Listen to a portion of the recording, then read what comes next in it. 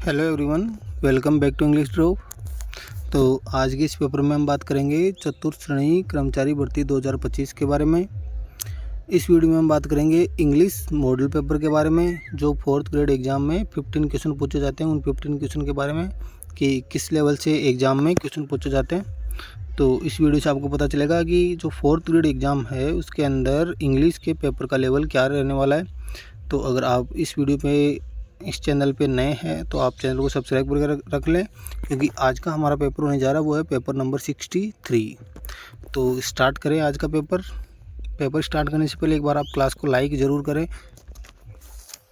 लिखा है choose the correct form of verb to fill in the blank. Each of the boys blank asked to contribute the famine relief fund. Each of the boys, यहाँ पे the boys लिखा है, लेकिन the boys से पहले क्या लिखा है? ईच। ऑप्शन है हमारे पास वॉज, वर, इज और हैज। मतलब बॉयज से पहले ईच लगा हुआ, इसका मतलब हमारा सब्जेक्ट कैसा है? सिंगुलर। तो जो वर्ब आएगी वो भी कैसी आएगी? सिंगुलर वर्ब का यूज हम यहाँ पे करेंगे। यहाँ पे लिखा है the each of the boys asked, second form दी गई है टू कंट्रीब्यूट द फेमाइन। मतलब पास्ट टेंस की बात हो रही है कि ईच ऑफ द स्टूडेंट है कि हर स्टूडेंट ने पूछा था। इसका मतलब हमें वॉज वर्ब का यूज करना है। इज और हैज यहाँ से कैंसिल हो जाएगा, पास्ट टेंस का हम यहाँ पे यूज करेंगे, और ईच की वजह से हम यहाँ पे सिंगुलर वर्ब का यूज करेंगे, जो कि हमारे ऑप्शन ए के अंदर दिया हुआ है वॉज। तो each of the boys was asked. Second question है the prime minister invited blank member of the cabinet in the meeting. लिखा है the prime minister invited. Neither का मतलब कोई नहीं, आइदर का मतलब कोई और, ईच का मतलब प्रत्येक, all.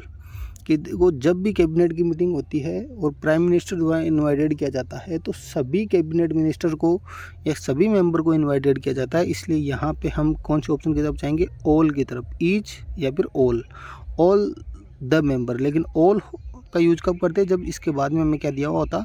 The, all the member of the cabinet. इसलिए हम ऑल को इग्नोर करके यहाँ पे कौन से ऑप्शन की तरफ जाएंगे? Option C, each. प्रत्येक मेंबर को यहाँ पे इनवाइट किया गया, इसका मतलब ऑप्शन सी है वो हमारा राइट आंसर हो जाएगा। नेक्स्ट है question number 3। He blank reach the station in time to catch the train. देखो ही रीच दिया हुआ है, रीच फर्स्ट फॉर्म में दी हुई है, मॉडल हमारे पास ऑप्शन में दिया हुआ है need to, ought to, should have और डेयर। डेयर के बाद में टू आता है, जो कि हमें यहाँ पर ऑप्शन में नहीं दिया हुआ है। शुड हैव दिया हुआ, इसका मतलब हमें थर्ड फॉर्म का यूज करना था। आउट टू और नीड टू, कि तुम्हें ज़रूरत थी स्टेशन पे पहुंचने की टाइम पे, ताकि आप क्या कर सकते हैं? ट्रेन को कैच कर सकते। इसलिए यहाँ पे हम ऑप्शन ए की तरफ जाएंगे, ऑप्शन ए है नीड टू। नेक्स्ट है question number 4। The bus leaves exactly. The bus leaves exactly 6 in the morning। Time की बात हो रही है और टाइम से पहले प्रीपोजिशन का यूज करना है हमें। ऑप्शन ए में दे रखा है on, option B in, option C from, option D at. तो यहाँ पे समय से पहले किसका यूज किया जाता है? ऑप्शन डी, एट प्रीपोजिशन का यूज किया जाता है टाइम से पहले। नेक्स्ट है question number 5। We should blank our vote wisely to strengthen the democracy. कि हमें अपना वोट डालना चाहिए हमारी डेमोक्रेसी को, लोकतंत्र को स्ट्रेंथन करने के लिए, मतलब मजबूत करने के लिए। ऑप्शन है caste, CASTE, CAST, coast, coast होता है ब्रिज, कोस्ट होता है प्राइज, COST, कोस्ट होता है मतलब समुद्र का किनारा, कोस्ट होता है प्राइज, और CAST कास्ट होता है डालना, और CASTE कास्ट होता है जाति के लिए। तो यहाँ से हमारा ऑप्शन बी है वो राइट आंसर हो जाएगा। नेक्स्ट है सबऑर्डिनेट का हिंदी समानार्थक शब्द है। सबऑर्डिनेट का मतलब सहायक, उत्तराधिकारी, अधीनस्थ और पालनकर्ता। सबऑर्डिनेट का मतलब होता है अधीनस्थ, ऑप्शन सी। नेक्स्ट है you comma Meena blank my last hope are, is, am और हेज। मीना सिंगुलर सब्जेक्ट है तो सिंगुलर वर्ब आएगी, तो एम और आर है वो कैंसिल हो जाएगा, हेज और इज बचा है। हेज के बाद अगर थर्ड फॉर्म दी हुई थी तब हम इसकी तरफ जाते, तो बचा ऑप्शन हमारे पास इज, ऑप्शन बी इज हमारा करेक्ट आंसर हो जाएगा। नेक्स्ट है question number 8। One of my friends blank going abroad. One of my friends, मेरे फ्रेंड्स में से कोई एक।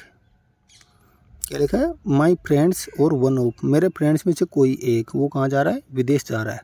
तो यहाँ पे हमें ऑप्शन दिया इज, आर, बीन और बीइंग। तो वो बीन और being without helping verb use नहीं होते, इज सिंगुलर के साथ और आर प्लूरल के साथ में। तो मेरे फ्रेंड्स में से एक वो विदेश जा रहा है, एक की बात हो रही है, मतलब सब्जेक्ट कैसा हुआ, सिंगुलर, तो वर्ब भी कैसी आएगी, सिंगुलर। तो यहाँ से ऑप्शन ए है वो हमारा राइट आंसर हो जाएगा। नेक्स्ट है question number 9। By next March we blank here for 5 years. देखो 4 प्लस टाइम दिया हुआ है और बाई नेक्स्ट दिया हुआ है, मतलब फ्यूचर परफेक्ट कॉन्टिन्यूस का हमें यूज करना है। Will be future continuous, shall be future continuous, shall have been और सेल हैव के बाद में लिविंग नहीं आता, थर्ड फॉर्म आती है, तो ये वैसे कैंसिल हो जाएगा। ऑप्शन सी है वो हमारा यहाँ से राइट आंसर हो जाएगा। नेक्स्ट है question number 10। I have been waiting for long time, a, an और द। तो मैं उसका इंतज़ार कर रहा था लंबे समय से। तो लॉन्ग, एल किसका साउंड आ रहा है, कॉन्सोनेंट का, और कॉन्सोनेंट साउंड से पहले किसका यूज होता है, आर्टिकल ए का। तो ऑप्शन ए है वो हमारा राइट आंसर हो जाएगा।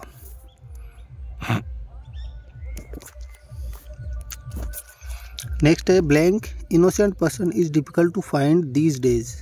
Innocent person is find to difficult these days. Option a, an, the और नो आर्टिकल। तो एन, देखो इनोसेंट में किसका साउंड आ रहा है, ई का, और ई क्या होता है, वोवल, वोवल का मतलब एन, आर्टिकल एन का यूज यहाँ पे हो जाएगा, ऑप्शन बी। नेक्स्ट है he finally cured the habit of drinking. इसने क्योर्ड कर लिया है, मतलब दूर कर लिया है किसी भी आदत को छोड़ना, क्योर ऑफ और क्योर फ्रॉम। तो यहाँ से क्या हो जाएगा, option A, cure of. Next है question number 13। You should practice so that you don't. देखो डू वर्ब दी हुई है और डू के बाद में हमेशा कौन सी फॉर्म का यूज होता है, फर्स्ट फॉर्म का। तो देखो लूज का मतलब ढीला, लूजिंग विदाउट ईजेएमआर वॉज वर्ग के नहीं आएगा। Lost second form, third form है, और लूज ये है loss second form, first form, second form और थर्ड फॉर्म, यहाँ से आ जाएगा option D. Option D is correct answer. Next है क्वेश्चन नंबर 14। ग्रांट का हिंदी समकक्ष शब्द है उपादान, उपादान, अनुग्रह राशि, अधिकृत राशि या अनुदान। तो ग्रांट का मतलब होता है अनुदान, ऑप्शन डी। नेक्स्ट है वह अपने जन्म से ही मुंबई में रह रहा है। वह अपने जन्म से ही मुंबई में रह रहा है, रह रहा है और जन्म से ही, मतलब प्रेजेंट परफेक्ट कॉन्टिन्यूअस टेंस का हमें यूज करना है। Has been living in Mumbai, from नहीं आता, जन्म से ही मतलब since. He had been, had past में चला जाएगा।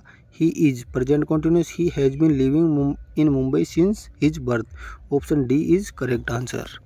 तो ये था आज का हमारा पेपर। Thanks for watching.